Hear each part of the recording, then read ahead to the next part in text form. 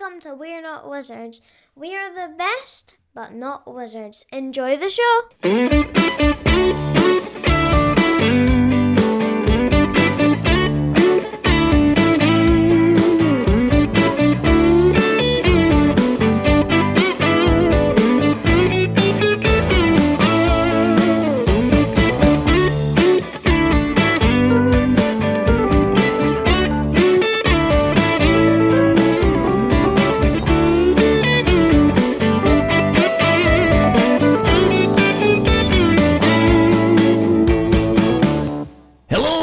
And welcome to another episode of We're Not Wizards, the Scottish version, because today we're going to be doing all things Scottish. Hello, welcome to We're Not Wizards. My name's Richard. Today, right, it's an exciting, it's an important, it's a special type of day because, as we know, the summer is here. It's bright and fine and lovely in the month of July. And that means at the moment there's only a certain amount of time before you can go up to the heart of Scotland, go up to the heart of Scotland, the heart of kind of gaming itself, and come along to Tabletop Scotland. So joining me, I've got two people. The first person, you could say they're a Wright. There's no wrong, they're a Wright. And a Wright used to make things, craft things, shipwright, cartwright. They were all involved in some kind of skilled trade. So joining me, a person who has crafted together a wonderful, fantastic convention of Tabletop Scotland. I've got Dave Wright. And not forgetting on the other side, I've also got somebody staying on the surname side of things. They're technically half human and half bird. And part bus driver. It's John the Harper. You're right. Half human, half bird. Okay, I'll take it. That's like a chicken kind of thing. Nuggets. Yeah, it's closer to a chicken actually. You're crazy for a nugget. It's as Billy Connolly once said. It's decidedly average to be here. How you doing? How's things? David, how are you, first of all? How's things with you? Because you're like the mastermind, you know. Yeah, I'm fine. It's 50 days and 23 hours until doors open, just so you know. But no, I'm fine. Plodding away. Day job's fine. It's busy. And then I've got this thing that we do over and above that, which is looking really, really good. Which is not something I would normally say at this time of the year. But no, it's looking really good. I think it's quite telling that the message per day ratio is currently sitting under the average is down year on year, so we're only about 1 million a day, not 3.2 billion a day. It just Is it? I mean, how close are we? How close are we to kind of like squeaky bum time at the moment? I mean, are we? Oh, you mean April? Is that past? Are we now at the point? No. Are we now at the point where we're like minute number 35 into cooking the soufflé, and literally, if you know, it's there's nothing we can do. It's been sitting. Yeah. It's been sitting in the oven. You know that. I think the benefit we have is, you know, this will now be our fourth time we've done this. And it's not so much. Just checking. You know, and it's not quite to say that, you know, everything's in hand. I'll never ever say that. Yeah. But we normally work on the basis of, by the end of July, we like to have everything done, or I like to have everything done. Yeah. So that all August is dealing with little things that crop up, and, you know, stuff like that. But no, it's all looking really good. I'm fairly relaxed about 2023's event, if I'm honest. It's scary how relaxed things are actually. We're just basically what you've got Dave standing in front of the oven door with his hand on the handle, another four of us standing behind him going. Just hoping everything kind of continues to go like as well as possible. Follow basically. the instructions. Use the same recipe that's never failed before. Yeah. You know, Pretty so, much. Yeah. We experiment a little bit, but you know, Tweak we here, don't. tweak there. I don't want to know what happens outside the. I don't want to know what. No, I mean, you added chocolate bits and stuff like that, you know. No, I mean, we could try that. First year we used vanilla essence. This year we've actually got our own vanilla beans and scraped them in just before we put it in there. We're just like I might be the only person on here that doesn't actually like soufflés, so maybe that's. I don't like soufflés anyway because they've got wheat. I was just using like an example, so other people would kind of understand that like a soufflé, once you get it to a certain point, you can't open the oven door, because if you open the oven door, then it sinks and it's an absolute disaster. It could be interesting that none of us actually like soufflé at all, and we're all just sitting here going soufflés are absolutely rubbish. No, I like soufflé. But don't get me wrong, there are better things. I mean, it's no creme brulee, but soufflé's okay. Do you make creme brulee? I mean, have you ventured into that kind of, or are you the person that buys one from the Marks and Spencer's garage and then you get like the little sachet of brown sugar, sprinkle it on the top, and then stick it in the oven, and then claim you've made a creme brulee? It's one of those things where, to be honest with you, if somebody else is going to make it for you, just buy the one somebody else has made. The the amount of effort involved in the end result just doesn't justify the grief. A bit like a soufflé, actually. If I'm honest with you. So when it comes to making desserts, John, then what kind of desserts would you say you like to make? Which you kind of like, you know, they're not an awful lot of hassle, and you're going to get the satisfaction of a kind of like a decent dessert. A sticky toffee pudding. My mum years ago gave me a recipe, and it turns out she got it from I think it's a Nigella Lawson cookbook for how to make a sticky toffee pudding in just like one big glass Pyrex bowl. Right. And effectively what you do is you put all the ingredients in upside down. Okay. Right. So you put the sugar in, you put the butter in, you put the dates and everything in the bowl, and then you put the actual. Yeah, you use dates. Okay. You cut up. That's how you get you shoot it. It's the best way of doing it. And then you put the cake bit in it on top, and you shove that in the oven, and then you cook it, and you take it out. And when you take it out, cake's cooked, the stuff at the bottom's caramelized, and then you basically the only difficult bit of the process is that bit where you do the flippy over thing. You got a 50-50 chance of having the best sticky toffee pudding you've ever had in your life, or third degree burns down your entire accident and emergency time. And they'd be like, "Oh, you're in here again then? Was it the same sticky toffee pudding?" Aye, worth it. And the ice cream's useful because you slather the ice cream on while you it's just you use it as moisturiser. You just end up looking like he's kind of eating it in the car. It's like, is it sore? Oh, it's delicious, but it's I'm getting blisters here, but it's absolutely sore. I mean, the easiest one is obviously Angel Delight, but I mean, you could have had that, but you went for obviously some kind of thing that kind of take thought. Dave, when you're cooking up Angel Delight, just to be clear, Strawberry Angel Delight every single time, of course. Caramel was a weird one because it kind of tasted like slightly not like quite caramel.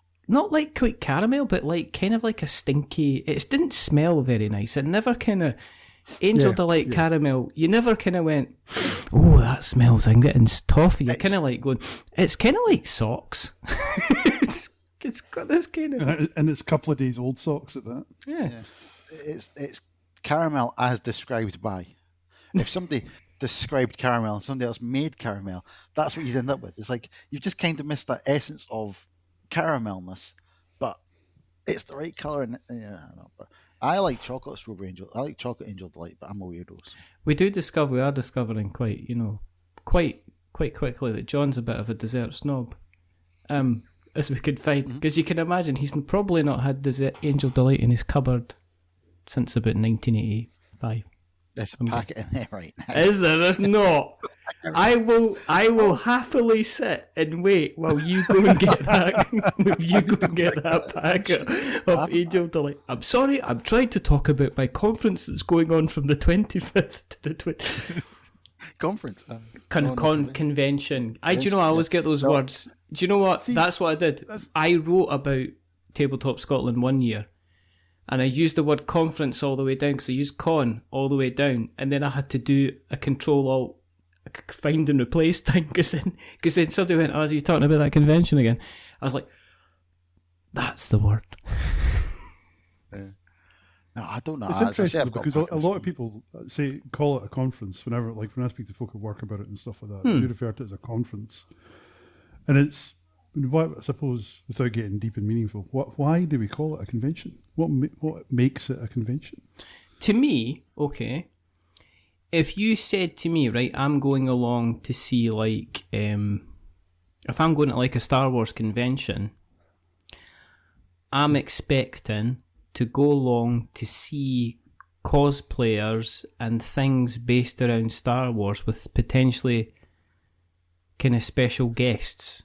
As in, I am not the focus of the fun and mirth, if you know what I mean. Whereas to me, if I'm going to a conference, it's almost like the interactivity between the different people is a measure of the success. If I asked somebody, did you go to the lighting convention? It's like, yeah, brilliant. We got to see the new LED things that they're doing, and it's absolutely fantastic.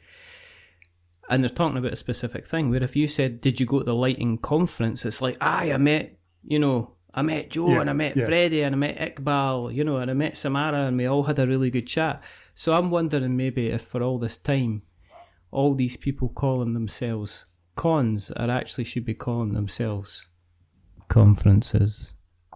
Well, the OED define a large meeting or conference, especially of members of a political party or political professional group. Are we? Oh, you always have to bring politics into these things, eh? just didn't. Sorry, it wasn't me. You can blame the OED for that. But I don't know whether you brought. I mean, you're like that. Are you got it right next to the Angel Delight? You're like that chocolate Angel Delight. I keep a full copy of the Oxford English Dictionary in my kitchen of all places. It's like in your house. It's like basically it's like you're getting the dessert on. I thought you were getting the dessert on, and they come over basically in a bowl that's got a big copy of the Oxford English Dictionary in it, and going, there you go. I didn't know if you wanted the abridged version or the full version. I've got the toffee version. Is there a toffee version of the Oxford English Dictionary? There will be once dessert hits it. I guess so. It's pretty interesting. We've managed to completely derail this within the first kind of like 2 minutes, and not That's even normal though, right? It is completely normal. If you wanted to be involved in some kind of actual serious discussion, talking about preparation, try to wind and claw this back from the brink. Okay, is there stuff? One of the things that I mentioned last year in the write-up that I did about the convection or convection is that when I saw you for the first time in a long time, I thought that you were literally just kind of like sitting there enjoying the view. You were kind of like Admiral Akbar at the end of Return of the Jedi when you sat back and you realised that the Death Star was about to be destroyed, and you're just like kind of, but you seemed an awful lot more relaxed. You were actually able to kind of enjoy things more. Was that correct? Because I know previous years it was like you were going about like Speedy Gonzales, kind of sorting stuff out. Last year we had a number of challenges going into last year, but on the weekend itself, everything just seemed to work from my perspective. I didn't need to go and firefight anything. John and Simon had everything under control, and along with all our volunteers. So I was able to, probably for the first time, actually enjoy the convention. It's actually funny you mentioned that, because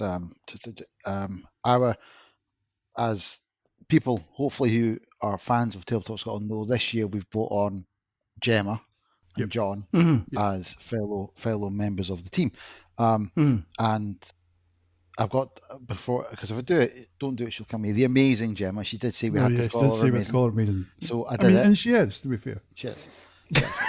This is like somebody's got you up against the wall and going on this podcast, right? If you didn't call me amazing, eh? You didn't call me amazing. You met Gemma then? There's going to be trouble. I have not. I probably have. You have. Kind of in passing. Yeah. I've definitely probably at some point kind of met her, yes. She wouldn't be up against the wall. she basically, she wouldn't do that. It would involve a dark alley. No, and we And a I was copy of the talking- Oxford English Dictionary. It's an dictionary. Yeah. And Gemma was like, so. Gemma goes, so, because she was there, she did help a lot. She volunteered last year, but helped out quite a lot, which is largely why, managed the front desk area. yeah, largely managed, All right, which is okay. one of the reasons why we asked her to come on board, because she'd be volunteered and she did a great amount of work and thought a great person to add to the mix. And she goes to me. This is a few months ago when I've forgotten where we were. In fact, it was me and her went to Perth. I think it's when we went to meet at the centre and a meeting about the convention. And Gemma's like, so Dave last year was like just walking around chatting to people, sitting down, having blah blah blah. I went, yes, that's kind of how it's meant to work. Dave has all his panicking in the months in advance. Then over the weekend, Dave gets to chill, and Simon and I are the ones that actually do the thing, as it were, on the day, And she goes, how does that work out? I went, quite easily, because Dave's really good at organising things in advance. Yeah. And I'm quite good at breaking my toes and running around and looking after people. She goes, because it's really hard to figure out how it all fits together. Yeah. And I'm like, well, when you do figure it out, write a book and we'll buy a copy each, and then we'll know how to run a convention. At that point, she looked at me and called me a name. Is it good to get kind of like a different perspective from both like John and Gemma then? I mean, are you still at the process of kind of like learning kind of little kind of snippets? Because from what I understand, when you run something like Tabletop Scotland, you've got a pile of feedback, and you've got piles of feedback which you can just kind of put to one side, because it's kind of like, well, it was raining on the day, or you didn't have my game at the bring and buy sale that I thought was going to be, or I only sold 2 of the 5 games that I sold. But then you get people saying, it'd be really nice if the menus for lunch were actually displayed in more than one place, so that when people queuing could actually see what was available, rather than having to wait until they actually kind of got there, kind of thing. So you're still learning kind of stuff, even, and have they brought in a kind of a different perspective at all? They have, and I think it's primarily just to have.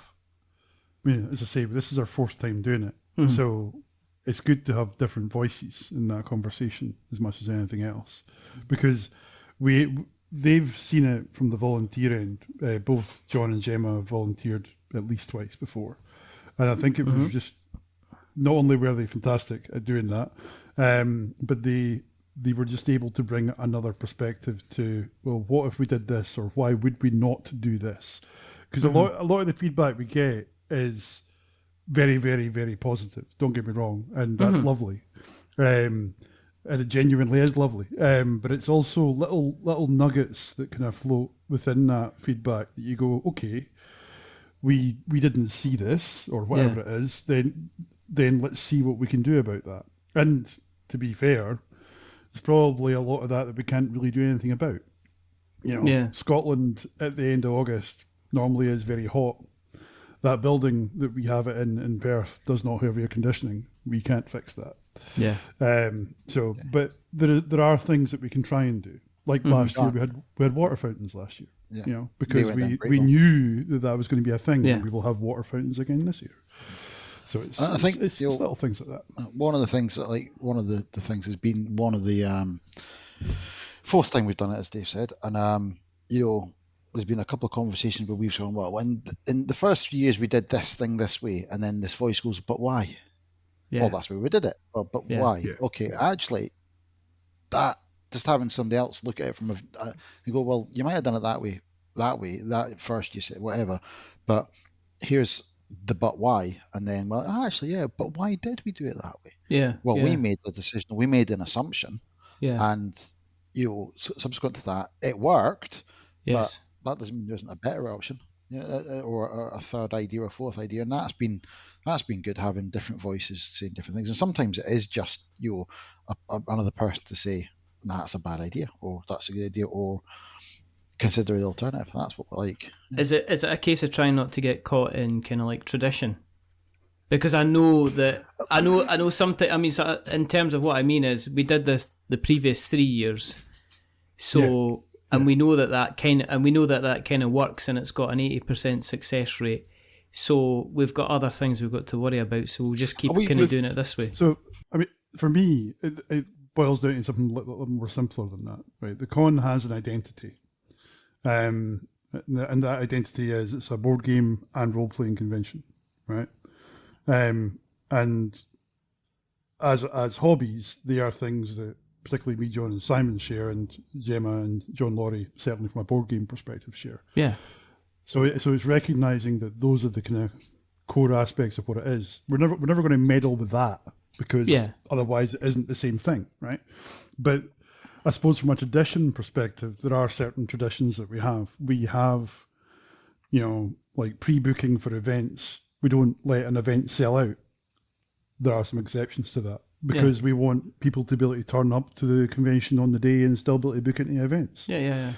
And so there are things that we do have that are there for reasons that we do sanity check every year and go, do we want to keep doing it like that, or do we want to not do it like that? But that isn't, at the same time, and this is a conversation we've had a couple of times as part of team meetings, is we've not been afraid to turn around and say, this is a thing we've done once, twice, three times. Yeah. We're not afraid to kill, to use a term, to kill our darlings. There's a fact that if David, one of the things, events wise, we've had to look at all the way our events calendar works and the RPGs and the utilisation of space, etc. This year we're keeping the pub quiz because that's been a huge, fantastic success. Yeah. But we've decided not to have any seminars this year. Yeah. Which we had the first 3 years. And that isn't to say seminars aren't great and we didn't have great content and we didn't have great guests, because we did. I particularly enjoyed offending more than one room of people at a time. And I'm sure they enjoyed being offended by me. But ultimately, we looked at what people were asking us for, what people in the feedback said they really enjoyed, didn't enjoy, and, for lack of a better term, the value each particular thing was bringing to the convention. And this year it made more sense to take the space we were using for the seminars and use it for other things. In part because we have no more space within that building, right? We're using every square centimetre of that building as it is. So the seminar room, as it was, the hay room as it was used in the past for seminars, we had to think about, as John said, is there a better way of utilising that space? Because we work on the assumption the event grows every year, not hugely because that would be silly, but if it does grow hugely, we need to have capacity for the things that people are there to actually do. So that's why we don't have seminars this year. That's simply the only reason. Because as much as they were great content and great for people and people enjoyed it and the feedback on them was always consistently good, we never really had any bad feedback about it, was that the thing people ask us about, in particular, as Dave said, board games and role-playing games, by far and away the most popular part of the convention. And the thing that stands out is the sheer amount of RPG space we have relative to other conventions. Other conventions with much higher attendance figures, we may have less bodies, but we've got way more role-playing games going on, and we're quite proud of that. So that's the big that's the thing we know draws in our attendees. So let's maximise that, and it's a trade-off. The whole thing's doing. There's multiple trade-offs in there, but yeah. Are you been surprised that there's been such a take-up in the kind of the RPG stuff, or do you think it was maybe something that wasn't properly being kind of serviced before? Because I think it's easy to forget that things like Critical Role. Now, when I look at, say, when I occasionally, not every day, look at the Apple podcast charts, there's always some kind of Critical Role thing within the top 5, top 5, top 10. There's always somebody listening to kind of like the podcast. There's always somebody listening to the live role play. And is that something that's kind of helped, do you think, kind of a success giving a home? Because I'm not sure of I'm not sure what the setup is on, like, say, the UK Games Expo. I'm assuming it's more at the kind of the board game. It is. I mean, but I mean, I think so. The thing with Expo is, just to touch on that, the Hilton is basically their RPG venue, right? They also have a couple of other things there as well. Yeah. But the Hilton at the NEC is basically just full of RPGs, and it's where I spend most of my time when I'm at Expo. Not to play RPGs, to sit in the bar. Hilton Bar. The Hilton Bar. That's the Hilton Bar. And Dragon Meet in London also has a lot of RPGs as well. And I think the two of them are probably the only two conventions in the UK that have more RPGs than we do.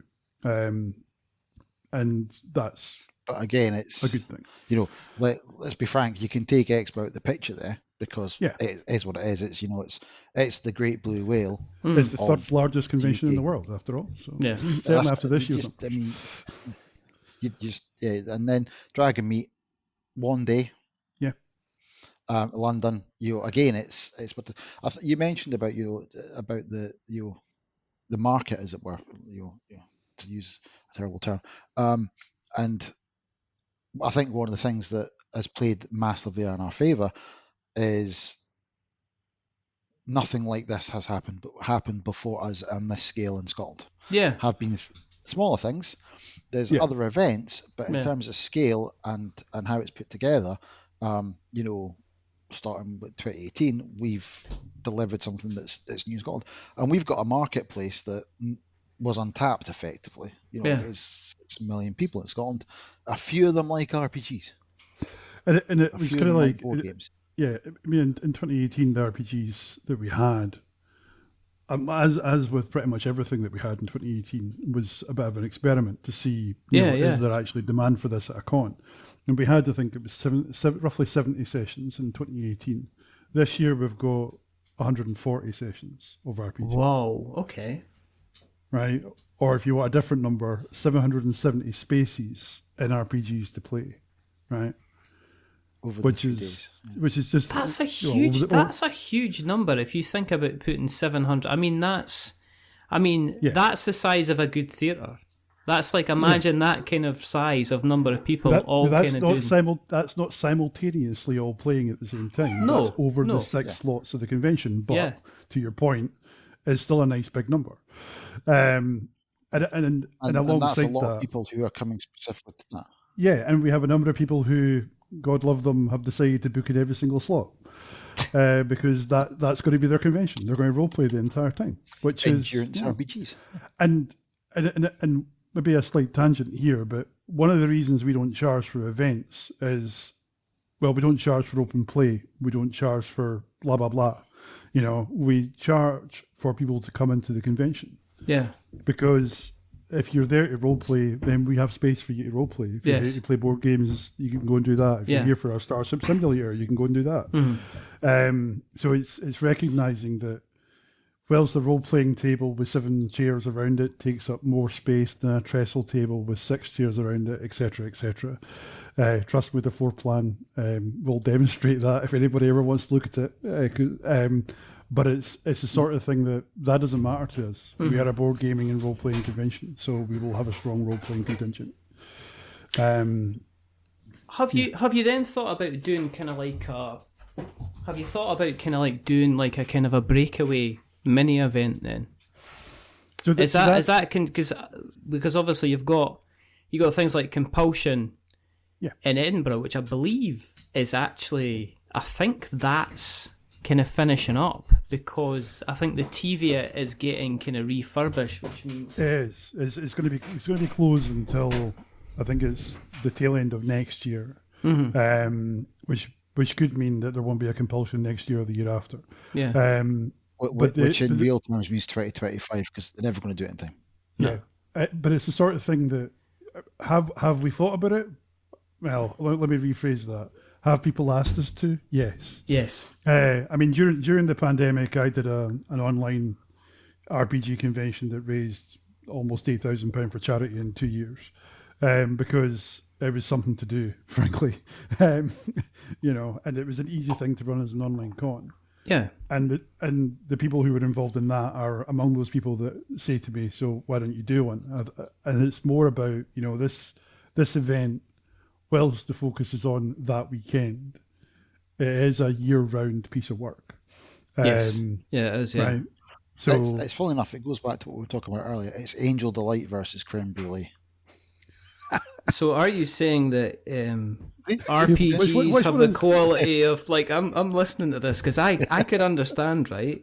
I'm concerned. I am very concerned about where you're going with this. If you're talking With what? about, are you saying Critical Role is the Angel Delight of No, entertainment? what I'm saying is. Is that what you're saying, John? What I'm saying is we have one creme brulee of an event a year, Right. Okay. right? And it'd be quite easy to produce. I say easy. We have the tools, and 20 minutes in a packet with some milk. I'm guessing. yeah, right, And a good to whisk. produce smaller, more occasional, smaller, more common events. Aye. Right. You know, it could. I've no doubt whatsoever that if the five of us wanted to tomorrow, we could turn around and say, right, let's do a mini or smaller convention because we can, right?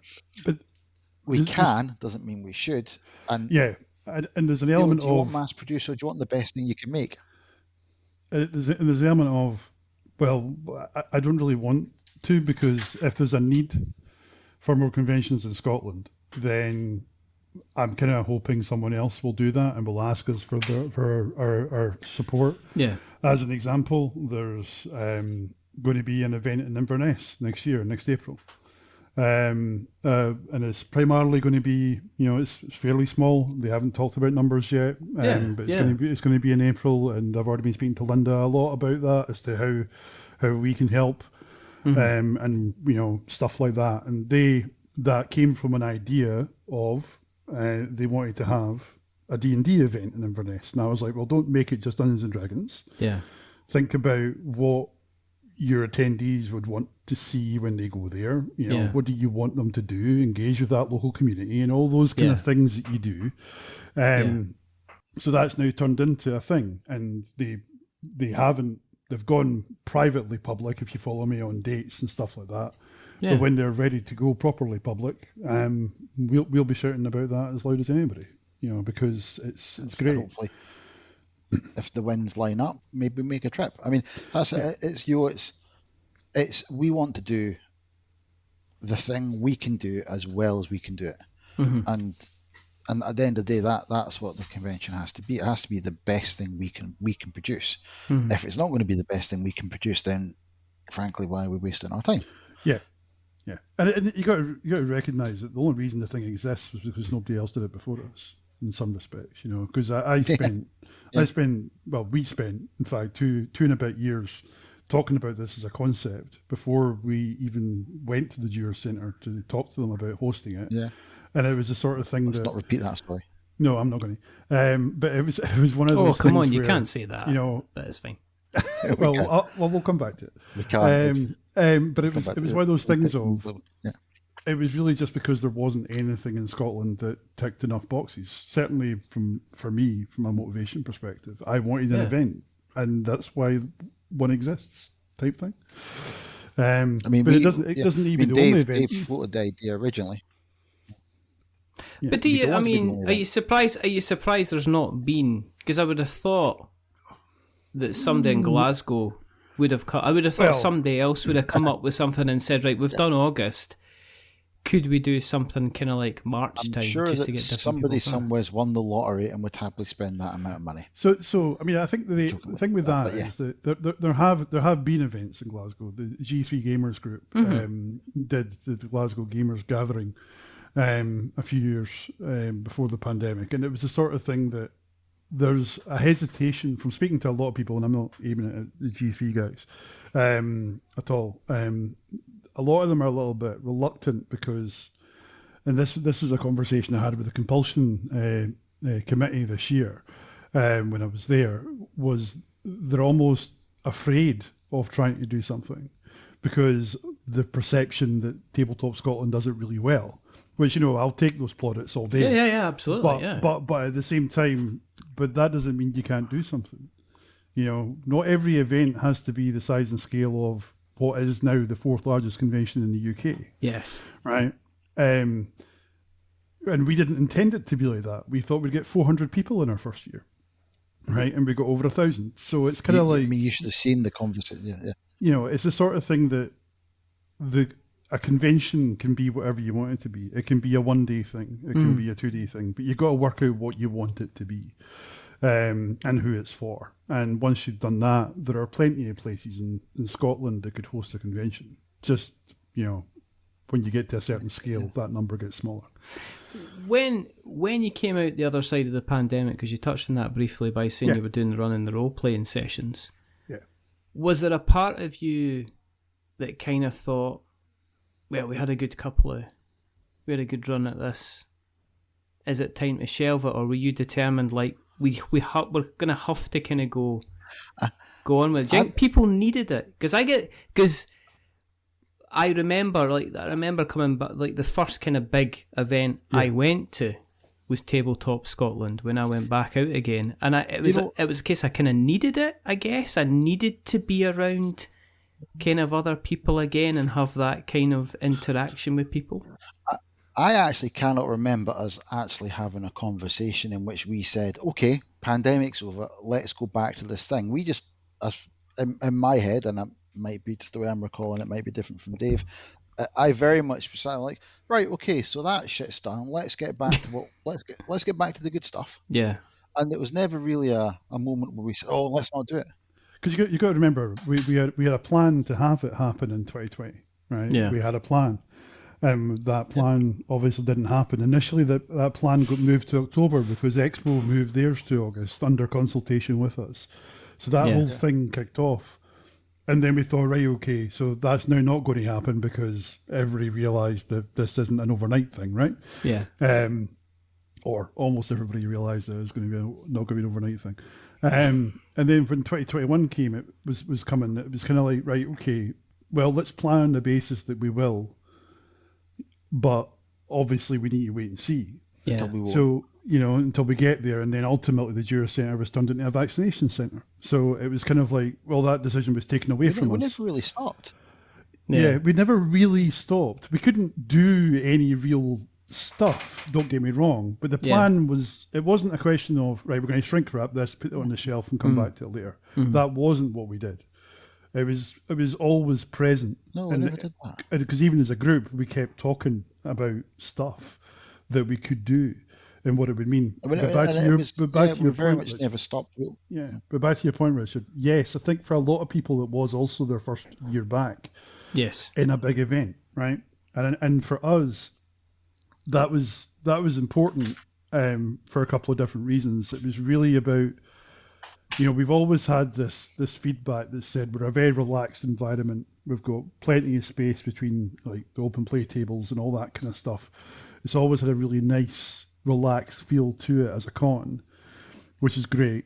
We maybe haven't felt that when we've been running around at times, but but our attendees have felt that, and I think that played into it, made people more comfortable coming back as well, because those who had been before recognised it was going to be that kind of experience. We weren't going to be squeezing people into sardine tins. Yeah, we're going to give them space, because certainly post-pandemic, being in close proximity to people, especially people you don't know, yes, would have been unnerving for a lot of people. And that was something that we were conscious of, certainly on the weekend itself. But in our planning beforehand, we had the whole debate about, do we have masks? Do we mandate masks? Do we not mandate masks? And all that kind of stuff. I mean, we had masks and people wanted to wear them. That was absolutely fine. We ended up not mandating masks because that was no longer the guidance from medical professionals. Yeah. So it was very much one of those things of, it didn't stop. And it doesn't really stop, even though my wife likes to remind me that I could just stop. But I don't want to. Leave that for a minute, by the way. I know that thing. You could just stop podcasting. No, I don't think it's that. It's that kind of easy. We never stopped. I think that's one of the reasons why, when we went into last year, we were, I think, so ready and able just to pick up at full tilt, because we weren't taking a standing start and a run up again. We hadn't sat on the couch for 2 years. Well, we had, but not in that respect. I'm not saying a What- word. Yeah, we had and we will had it. Yeah. Mainline and Angel Delight. Intravenous. Chocolate in one arm, strawberry in the other. And we'd constantly kept looking at it, changing stuff, talking about it, coming up with new ideas, throwing ideas away, trying to evolve what we were doing. And then when it came time to actually say, let's push a button and go for the thing, once we got over the stumbling block of the post-COVID Perth live active going, oh, hang on a minute, this stuff costs money and we don't like spending money and we've not got money to spend anymore, so they might not have a centre for you to use. We'll just let you know in a period of time that may or may not be tomorrow, next week, next month or next year. Once we got all that out of the way, we're in a position where we can say, right, let's pull the trigger.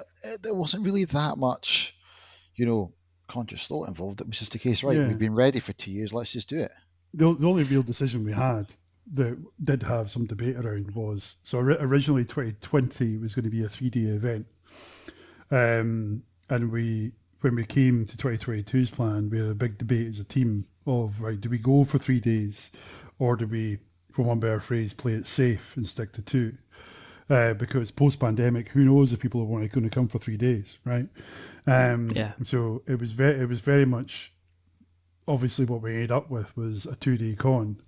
And that was in part through our own decision making. In fact, 99% of it was our own decision making, but it was also by taking feedback from our exhibitors, which we also did for making this year's event a 3-day event, by taking feedback from our exhibitors. So they're not trading this year, but we have it open to attendees. And it's just having that kind of easing us back into it, in a way. That's what last year was. We're not going to do anything silly. We'll experiment a little, but we're not going to suddenly make it a 3-day event after a 2-year break, an enforced break. I think what once we, actually look back on it, I think the thing that stood out for me was the fact that we'd had a 2-year break. We'd opted not to go for day 3, and we thought to ourselves, well,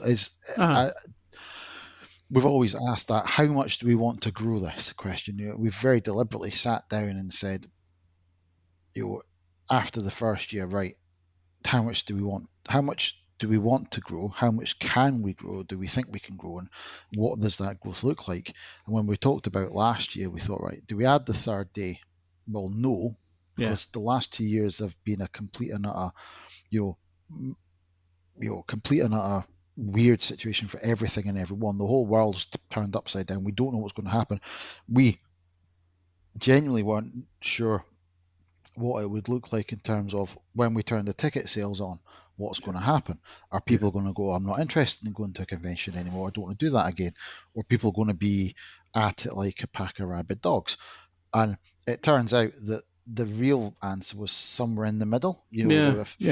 People were like, actually, it's not my scene anymore. My life's changed, my world's changed, I don't want to do that. Other people were like, I want to get back to that thing I love doing, it's my hobby, I want to do it. And there was a real nice arrival of lots of people who've, like, during the pandemic, a friend of mine said, let's play a game online because we're all stuck in our houses, and somebody else said, well, I don't know how to play D&D, do you want to try D&D? And there's all these people saying, actually, I've been playing it online for 2 years, and I spoke to people who said, I'm sure Dave said, I've been playing it online for 2 years, I've been playing D&D online, I've been playing board games online, and then rock up and, like, I'm doing it for the first time in person. We had a number of Dungeon Masters who ran our D&D events last year that was the first time they'd run anything in person. Physical DMing, yeah. Are these the guys? Are these the folk that went about and they were wearing big rectangular bits of cardboard around them because that was the only way they were able to do DMing? Because they pretended that they were still kind of on some kind of screen. Because I saw them. Made the players feel like that every 2 minutes. The difficulty turning around in a corridor. No, and it was good to see that, and also somehow, despite having had a 2-year gap, we ended up with growth. Yeah, we did. Yeah. 20% growth over 2019, which was nice. So what about this year then? When it comes to, if people are walking through the door, what are they expecting to see when they walk through the door? What kind of events have you got going on? Is it the same as last time? Is it slightly different? I mean, who would you say is going to be the kind of the main people?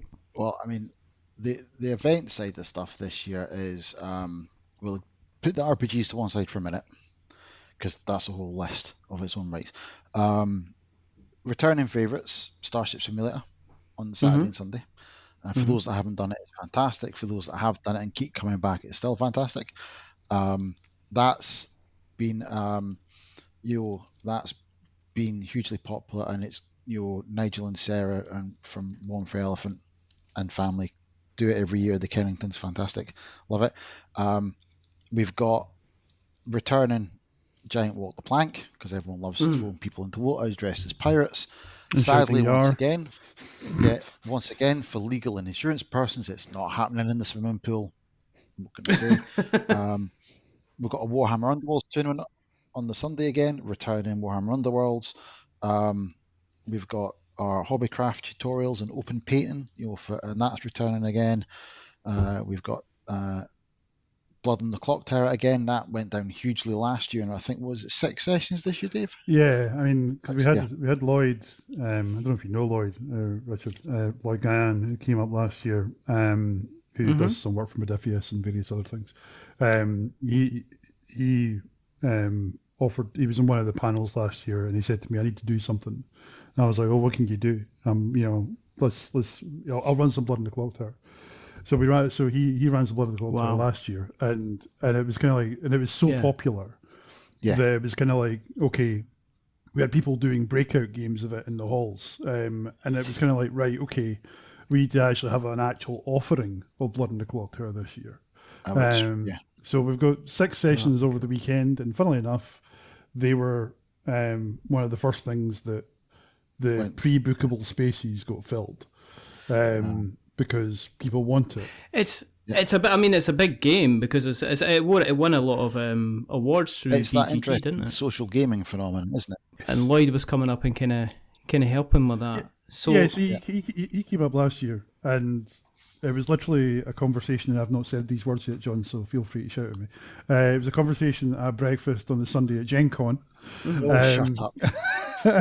where he said to me, "What can I do?" And I was like, "Well, you could run something. What could you run?" "I'll run some Blood on the Clock Tower." It's like, right, okay.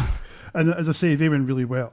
Yeah. So this year it was really easy to say, right, we'll have more of that. Now, he's not running any of it. He is coming up. Yeah. But there's three people running 2 sessions each of that. And it's one of those things where the feedback we got from it was, that was fantastic, I want to do that again. No-brainer, absolute no-brainer.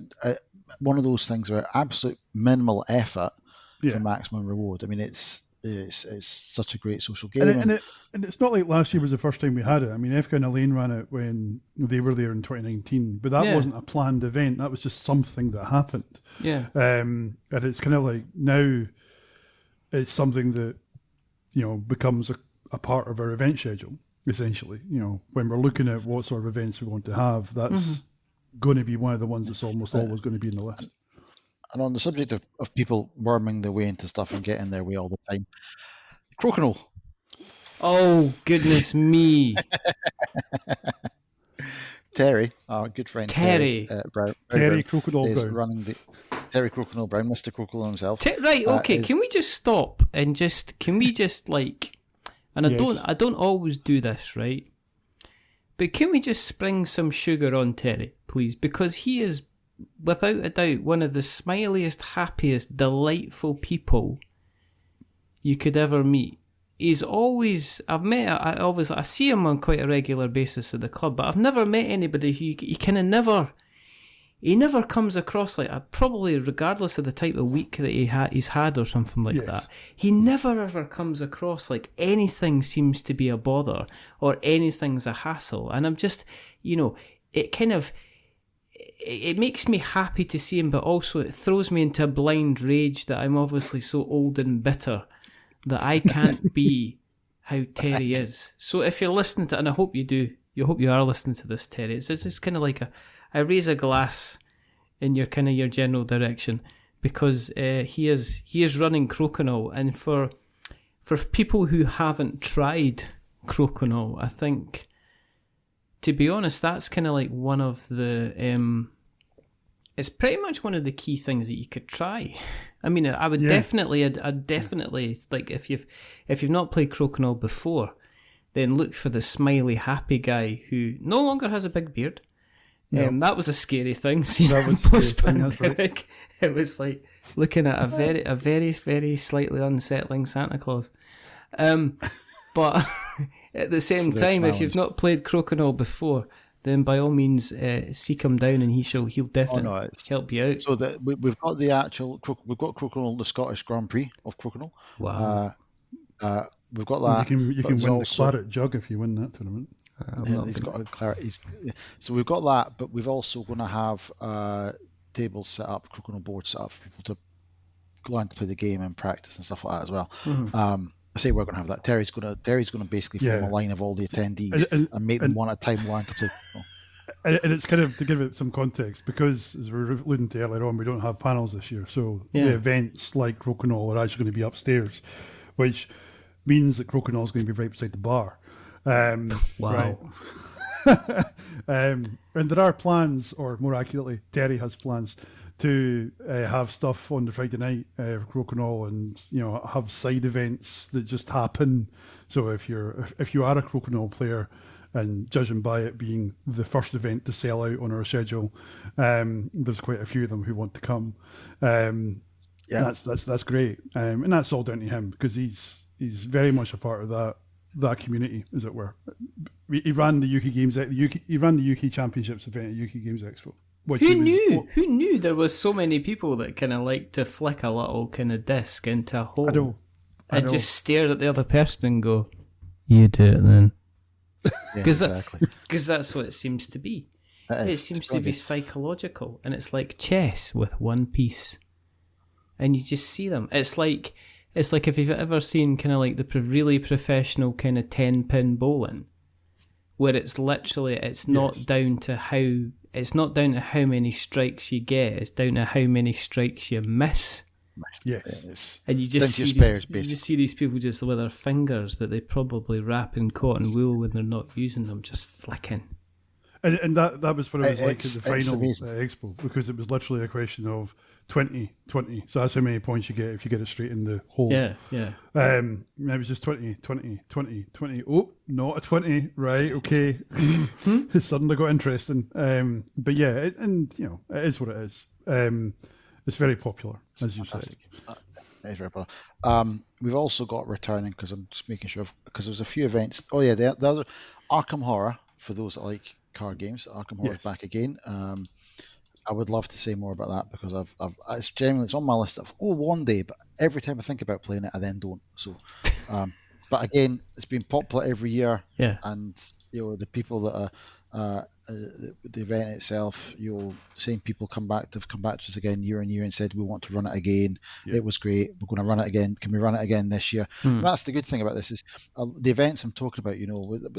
For the things like the giant walk, the plank, we're putting that on, but the Warhammer Underworlds, the Crokinole, the Arkham Horror, this isn't us, as in Dave, myself, Simon, John, and Gemma running it. Yeah, we're building an environment, and somebody else is coming along and saying, "Can I play in your sand pit? And here's what I want to play." And we're like, "Oh yes, you certainly can." They're bringing the bucket and spade, and we're just giving them the place to play. And it works, because they're so enthusiastic about it, like Terry is, like the Arkham Horror guys are, delivers every time. New stuff this year, Doomtown. Oh, okay. Doomtown. Yeah, so that's the game it's gone through a couple of iterations, but the most recent version by Pine Box Entertainment is, I think it's called Weird West. So it's, if anybody knows the Deadlands RPG, it's Wild West with zombies and the occult, and that's essentially what the card game is. So we're having a Doomtown event, as John said, because funnily enough, the people who are involved in the Arkham Horror stuff also happen to like that as a card game. That's It's not surprising, really. And then somehow we managed to chain that into, we've gone from evil horror to zombies in the Wild West to more Wild West in the form of Dead Man's Hand, which is a skirmish miniatures game. Yeah. Which this year is we've got a Dead Man's Hand tournament, which is being run by Brian from Dwarf, Brian Forrester, the chairman for life of Dwarf. Yeah. He's running that and for us, and also doing that in conjunction with our good friends from Warbases, who are sponsoring it and providing all the buildings and lovely scenery and everything like that. And Brian's running it, and it's for those, if you ever played it, it's a Wild West cowboy game where you've got your gang of cowboys or sheriffs and deputies and stuff like that. You play scenarios, and it's all played using literally a deck of cards. 52 man, and hence why Dead Man's Hand. Poker. Because there'll be demos of that all day on the Saturday and the tournaments on the Sunday, which will be cool. And then tournament on Sunday, yeah. So again, we've kept those core favourites that people like. The ones that, walk the plank, might not be everyone's cup of tea, but everyone enjoys it. You've never seen everyone taking part in it enjoys it. Maybe not necessarily everybody sitting around it when it's happening enjoys it. Well, no, I mean, I enjoy watching it. I enjoy watching it. Their problem.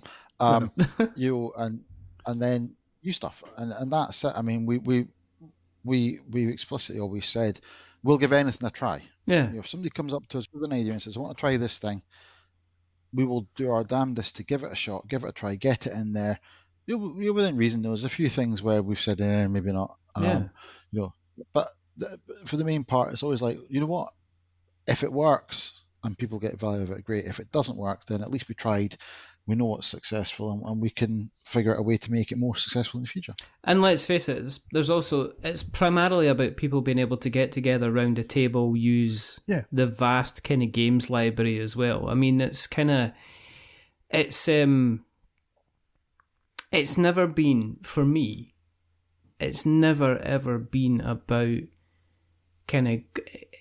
it's never been about going along to see the stalls or things like that. I mean, it has always been about kind of like seeing the new games that are there, talking to the new people that are there who are showing their games off, but primarily it's about going to the games library, which has always been very, very well run.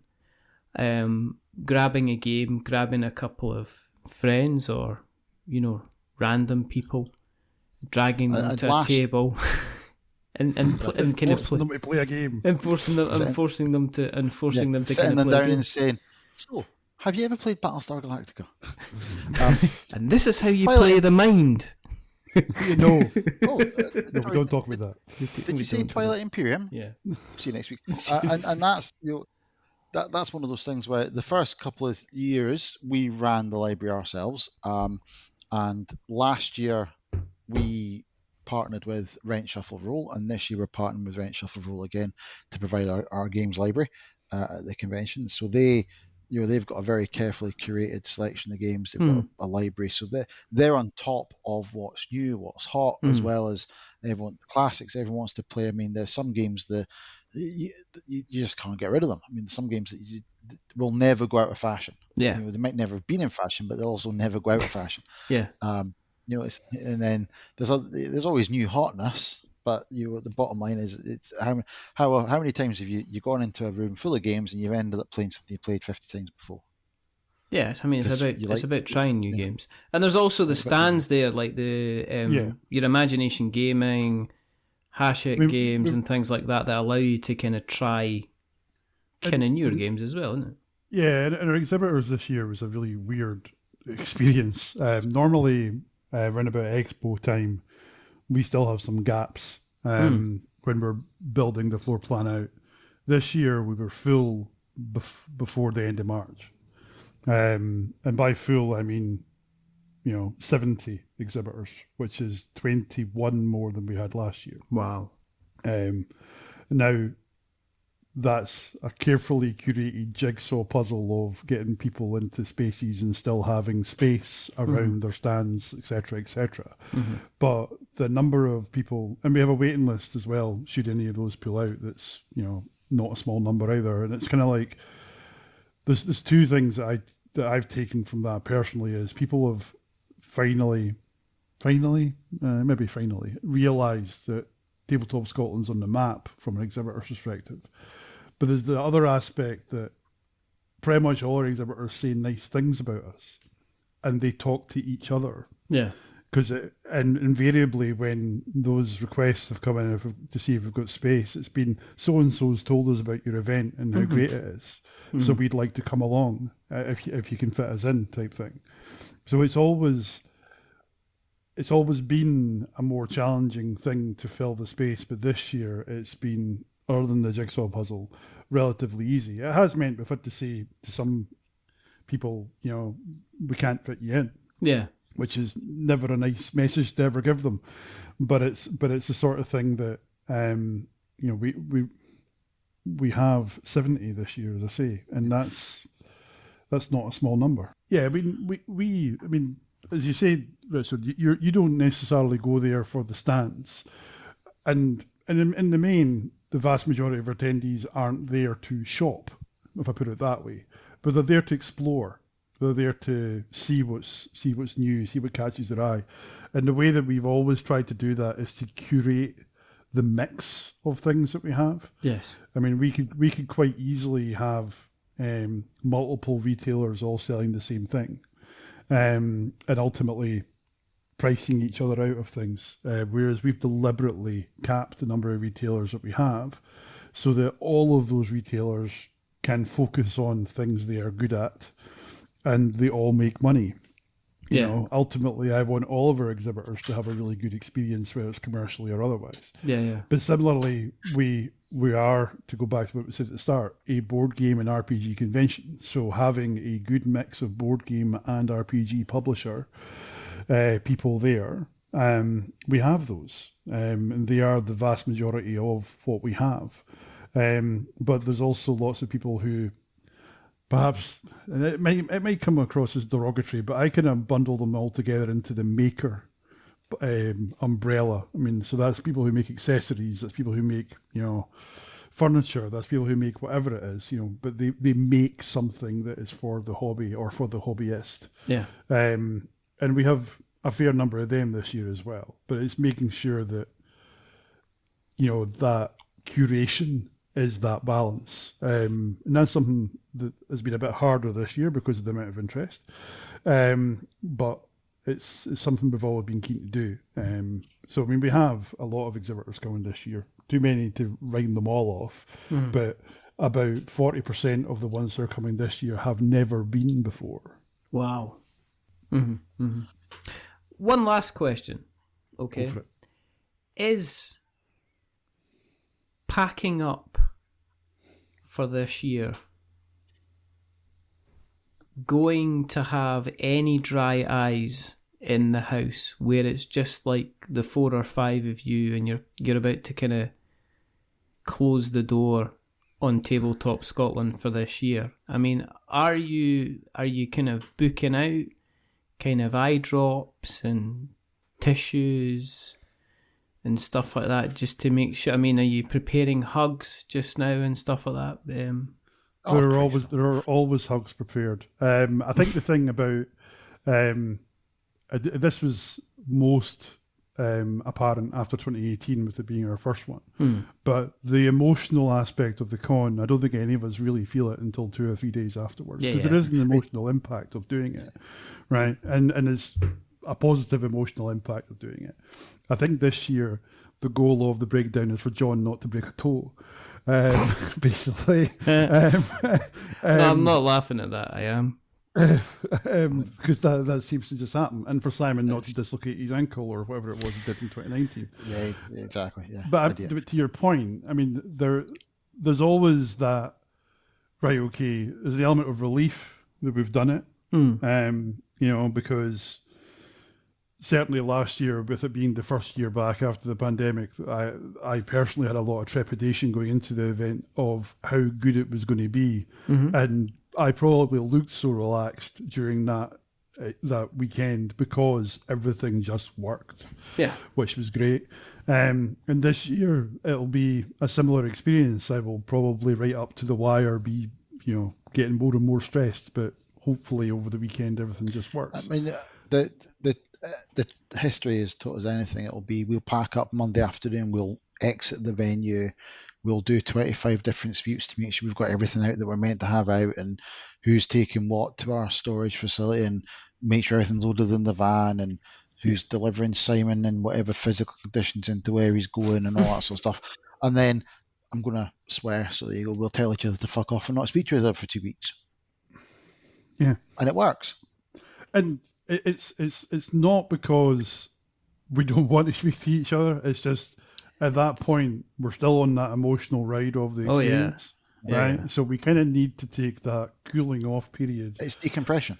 It's decompression. Yeah, that's the right choice of word. It's a physical decompression, and there's there are moments where we won't ignore each other entirely. We'll talk about stuff. Yeah. We'll talk about we'll talk about what we have to talk about. But at the end of the day, when you break it down, once we do the actual physical breakdown, I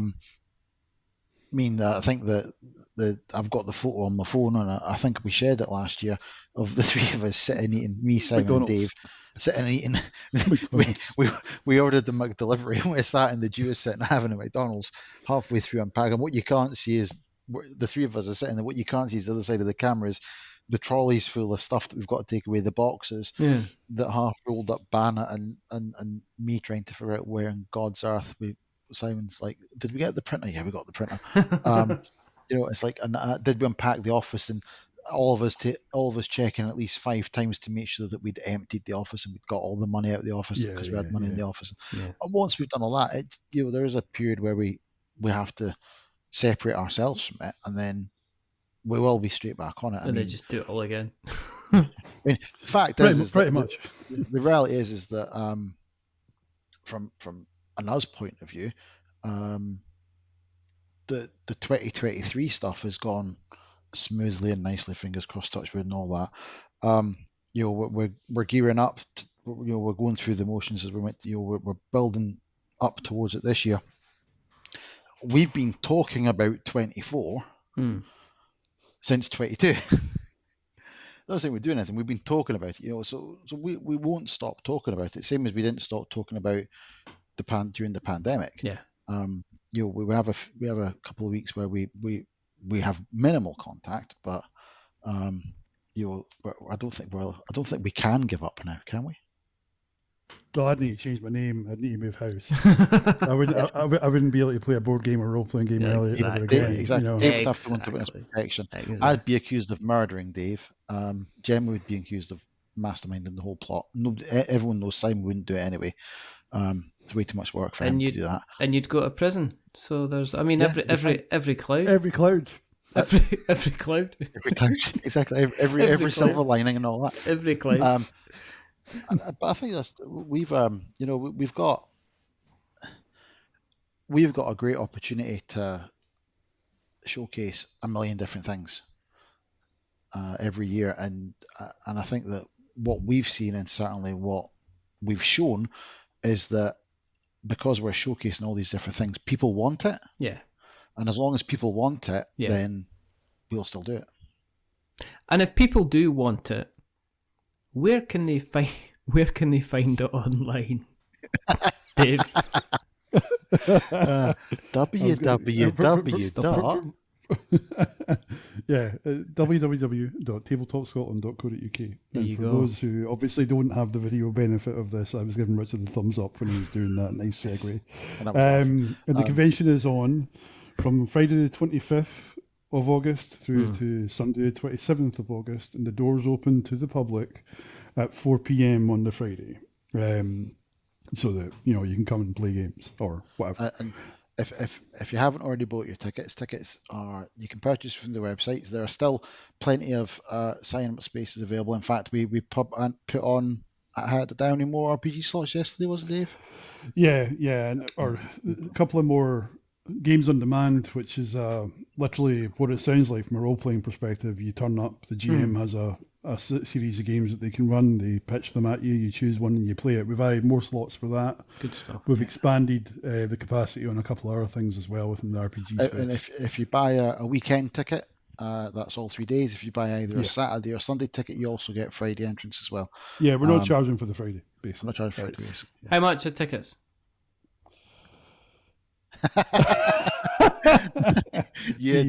See, a weekend ticket, which includes your Friday, as John said, for an adult is £27. Cool. If you want to come on the Saturday only, for an adult, it's £16. If you want to come on the Sunday, for an adult, it's £14. If you are a child who is aged 10 or under, obviously you have to come with an adult. But you are entirely free to enter the convention with no cost associated with you whatsoever. Fun. And we would love it if there were plenty of under 10s with their accompanying adults, because we're very proud of the fact that we've managed to build a very family-orientated convention. Absolutely. Yes. Absolutely. And what we'll do is we'll make sure that we put all of those lovely links and messages and in the show notes, so that we've got notes to show. If you want to keep an eye on what we're up to, and I don't know why you do, just go and search for We're Not Wizards on the internet. You'll find us on all the different places with the worn out faces and bright and early for the daily races. But we ask you to do one thing or two things. First thing is to check out our blog. If you go to We're Not Wizards Tabletop.com, you can find out all the written things that I've written about when things that I like to write, and I write them down because I like to write about them. And I've written a couple of things about Tabletop Scotland, which are highly funny and entertaining because I'm a good writer. And the other thing is, if you've listened along tonight and you like what you've listened to, then please go on to your podcast catcher of choice and drop us a rating or a review. Spotify is the place to be, apparently. If you're listening on Spotify just now, then give us a rating. If you are going to be giving us a rating, don't give us 10 stars because it makes us big-headed. Don't give me 1 star because it makes us cry. Give us something in the middle, like 5, because it's average, and I'm just a little bit average. But the person who's not been average tonight, and the other one has been average, but I'll let them fight out who is who. I've got the man who puts it all together, sticks a roof on the top of it, and calls it a conference of cardboard. It's Mr. Dave Wright. And then he's here, he's been sitting at a table, he's given me a lot of editing work with all these door openings and closings that's been going on, which nobody will have heard because I'm such a good editor. It's the man who, if you died, he'd be probably the one who'd be picking through your corpse. It's Captain Harper himself. John the carrion bus driver, Harper. The carrion. That sounds about right.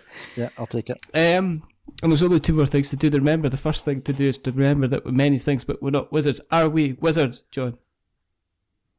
Level 19, I'll have you know. Right. Okay. Are we wizards, Dave? No, we're definitely not wizards. That's fantastic. You can do one, John. And the second thing is to say goodbye. So it's a goodbye from the wonderful, fantastic, the amazing, the talented, the most organised, spreadsheet-centric person that there is Dave. Say goodbye, Dave. Goodbye, Dave. And it's goodbye from ding ding. Everybody off. Mr. Harper. Say goodbye. Goodbye, Dave. It's a goodbye from me. Remember, stay safe. Roll 6s. Get yourself up to Perth. 25th to 27th of August. It's an absolutely fantastic, wonderful time where you get to just immerse yourself in cardboard like Scrooge McDuck diving into a big pile of coins, and you can wear a top hat and put on a silly Scottish accent, just like me. But until the next time, oh hi the new.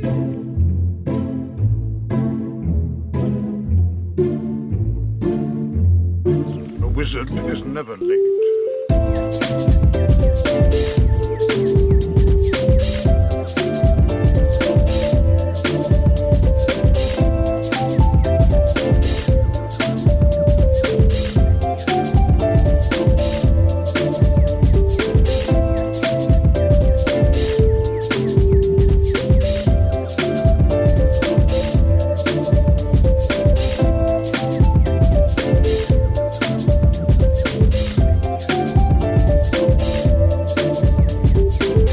Nor is he early. He arrives precisely when he means to.